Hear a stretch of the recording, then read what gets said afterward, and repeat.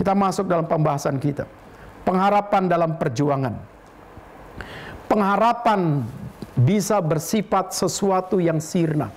Jikalau pengharapan itu hanya bersifat pasif, tidak kita kerjakan. Pengharapan bisa bernilai statis, jikalau hanya ada di otak, jikalau ada di fantasi, tapi tidak ada nilai progresif yang kita berani langkahkan pengharapan itu dalam nilai tanggung jawab kita.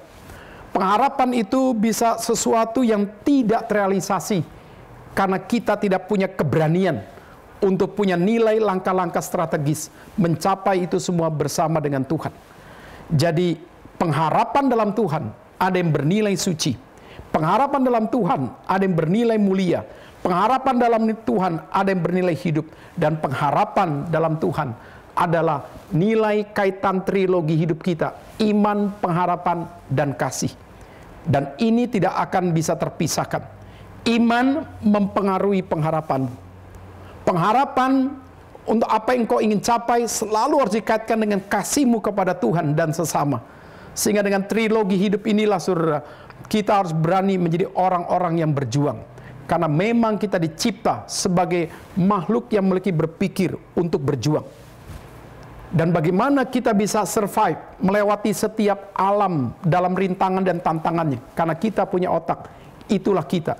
Kitalah makhluk yang berjuang. Jadi dosa mengakibatkan manusia harus bisa menghadapi setiap tantangan dunia. Dan menghadapi tantangan dunia kita diberikan satu rasio. Kita makhluk berpikir, maka orang yang berpikir harus punya nilai perjuangan. Dan orang yang berpikir harus punya nilai tanggung jawab. Itulah kita. Nah, di sini kita masuk akan pembahasan kita. Pengharapan bagian yang pertama. Mengalahkan kekhawatiran. Ya. Jadi pengharapan mengalahkan kekhawatiran. Alkitab dengan jelas mengatakan, Matius 6 ayat 25 sampai 33, manusia semua bisa khawatir. Bahkan kekhawatirannya bersifat praktis, soal makanan, minuman, dan pakaian. Dan dia anggap itu sesuatu yang penting. Tuhan lihat itu bukan yang penting. Dan Tuhan berkata bahwa hidup itu lebih penting daripada soal makanan, minuman, dan pakaian. Tapi pertanyaan kita, hidup bagaimana yang lebih penting? Hidup yang penting adalah mengkaitkan seluruh nilai-nilai yang terjadi dalam kehidupan kita. Itu punya nilai makna berkaitan dengan Tuhan. Nah, itu yang penting. Bukan kita merasa bermakna dengan apa yang kita pakai, apa yang kita miliki. Bukan kita merasa bermakna dengan apa yang kita makan. Bukan. Dan juga bukan bermakna merasa dengan apa yang kita minum. Bukan. Bayangkan Bapak Saudara, kita dulu menganggap jamu yang dimiliki dalam muatan lokal Indonesia itu tidak penting. Ternyata negara Vietnam, negara Taiwan, Thailand, semua memunculkan muatan minuman yang bersifat alami. Dan khususnya para WHO menyelidiki Vietnam. Kenapa menjadi negara yang sangat-sangat tidak kena dari aspek ini dampaknya besar. Ternyata mereka punya muatan minuman lokal untuk antibodi mereka itu kuat, jamu. Ternyata yang mereka minum itu selalu berkaitan dengan kulit jeruk, dengan madu. Setelah itu ada lagi minuman kalau mereka flu atau apa yang di jus dan itu pahit, ternyata mirip seperti daun paya. Yang satu lagi mirip seperti daun kelor. Jadi selama ini saudara, paya bisa kita tanam dan daunnya jarang kita peres. Nah, sekarang saudara baru tahu Tuhan memberikan obatnya itu dari alam. Jadi ternyata yang pahit-pahit ini saudara, ini adalah kekuatan yang baik saudara untuk antibodi kita dan mengalahkan daripada setiap penyakit dalam tubuh kita. Jadi saudara, kita diajar untuk bagaimana melihat segala sesuatu dalam perspektif Tuhan sudah siapkan sebetulnya. Cara hidup yang sehat itu. Sehingga kadang-kadang saudara, kekhawatiran kita ini suka berlebihan. Maka penyakit psikomatis ini terjadi pada waktu mula-mula pandemi COVID. Bayangkan orang mau beli buah aja ke satu supermarket pakai APD lengkap. Sampai sepatunya semua lengkap. Maka dibikinlah sesuatu seperti jok. Ada orang juga pergi ke supermarket, akhirnya pakailah pakaian-pakaian mirip binatang, segala sesuatu itu lebih menghibur daripada orang ketakutan seperti itu. Jadi psikomatis adalah satu penyakit kejiwaan yang dimana kekhawatirannya berlebihan, tidak berkaitan dengan iman, tidak berkaitan untuk melihat Tuhan. Jadi dalam bagian inilah saudara, ketika kita mengalahkan aspek kekhawatiran, mungkin bersifat psikomatis, karena kita lihat diri. Karena kita melihat ada orang sakit dan mati. Akhirnya kita melihat penyakit ini lebih besar. Kita melupakan melihat Tuhan yang besar mencipta kita. Kita melupakan melihat bagaimana Tuhan dalam pemeliharaan itu agung dan luar biasa memelihara kita. Akhirnya kita menjadi orang yang psikomatis. Bayangkan saudara, ada orang yang saya kenal di Greenwood, sampai pembantunya itu pun ya tidak boleh datang. Dan ketika berapa minggu sudah boleh datang, dia hanya kerjanya di luar semua. Dan semua diatur jarak. Mau pesan apapun taruh di luar, tunggu 3-4 jam. Setelah itu disemprot lagi, baru ditaruh ke rumah.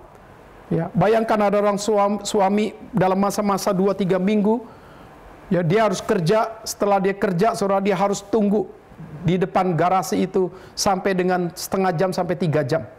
Ditungguin, setelah itu dia harus ganti pakaian apa segala sesuatu, setelah itu baru masuk. Saking ketakutannya seperti itu. Kenapa? Itu awal. Ya, itu awal sekali, saudara. Ada seorang suami pulang kerja, suruh tinggalnya di tenda, di mana? Di garasi mobil. Mobil dikeluarkan, di garasi siapin tenda. Makanan dikirim terus dari dalam. Ya. Dan pasti saudara sudah lihat foto itu, bukan? Karena istri ketakutan sekali, saudara. Maka suami tinggal di tenda. Nah, itu adalah bisa karena aspek psikomatis yang berlebihan, saudara. Nah, jadi dalam bagian ini kita percaya, saudara, ketika pengharapan kita mau sehat, tapi sehat dikaitkan dengan Tuhan, maka kita pun mau survive, melewati seluruh daripada masa pandemi ini bersama dengan Tuhan, maka kita harus bisa mengalahkan kekhawatiran yang berlebihan itu. Kita boleh khawatir, tapi khawatir kita dikaitkan dengan iman. Maka Tuhan mengatakan, lihatlah, bukankah burung pipit aku pelihara, bunga bakung kau lihat bisa aku pelihara. Apa artinya? Yang kita garis bawahi kata melihat. Melihat apa? Pemeliharaan Tuhan. Jangan melihat orang-orang yang mati gara-gara COVID. Jadi di Indonesia 2.000 lebih. Tidak mungkin kita mengorbankan 260 juta orang. Dalam masa lewat 3 bulan ini kita tambah 3 bulan lagi. Akhirnya mengorbankan daripada 200 juta orang lebih itu.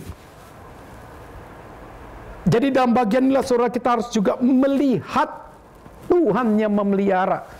Sehingga kekhawatiran kita adalah kekhawatiran yang wajar, bukan yang tidak wajar.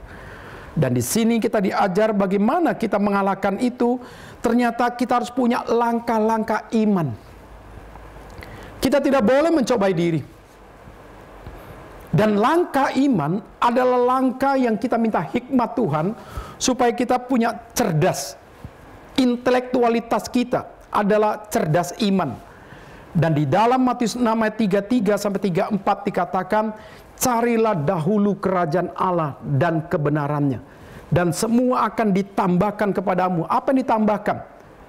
Yaitu nilai kepercayaan imanmu, nilai pengharapanmu dalam perjuangan itu akan ditambahkan.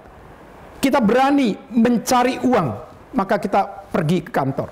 Kita berani cari uang, maka kita berani ke masyarakat, ke pasar, segala sesuatu. Ketika kita ingin cari kebenaran di gereja, kita nggak berani. Mau bertemu anak Tuhan, kita nggak berani. Bertemu orang di pasar, di kantor, dalam situasi bisnis, kita berani.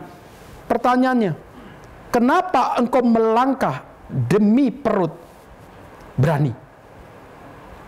Tapi ketika engkau melangkah berkaitan dengan kebenaran Tuhan, kerajaan Tuhan, engkau tidak berani. Kenapa ada standar dualisme di dalam bagian ini? Ya. Nah, di sini maka saudara kita bisa melihat ada problem dalam diri kita yang seolah-olah kita bisa mengekskuse diri. Tuhan, engkau paling tahulah akan kelemahanku. Engkau paling tahu akan situasi daripada aku dan keluarga. Tetapi saudara, dia tidak punya sesuatu bukti apa yang dia bisa kerjakan. Dia hanya minta apa yang Tuhan bisa kerjakan untuk yang dia minta. Malah Tuhan sedang menuntut kita untuk bisa mengerjakan apa yang kita bisa kerjakan dalam situasi pandemi COVID ini. Jadi ketika kita mencari kerajaan Tuhan, cari dahulu kerajaan Tuhan. Orang bilang carinya di Google, carinya buka aja di live stream, itu banyak. Nah, ketika kita menjadi anggota tubuh Kristus, kita diajar untuk bagaimana kita punya kekhawatiran yang sama, pengharapan yang sama. Kita diminta cari kerajaan Allah dalam nilai kebenarannya, damainya, dan sukacitanya. Jadi di situ berarti kita diajar saudara membangun lagi prioritas hidup. Prioritas hidup berkaitan dengan hidup kita di tangan Tuhan. Bukan membangun satu prioritas hidup berkaitan dengan diri dan keluarga. Itu baik. Tetapi saudara, ini mungkin nomor 3. Bagaimana nomor pertama kita diminta untuk cari prioritas hidup berkaitan dengan imanmu, berkaitan dengan mentalmu, berkaitan dengan karaktermu dalam Tuhan.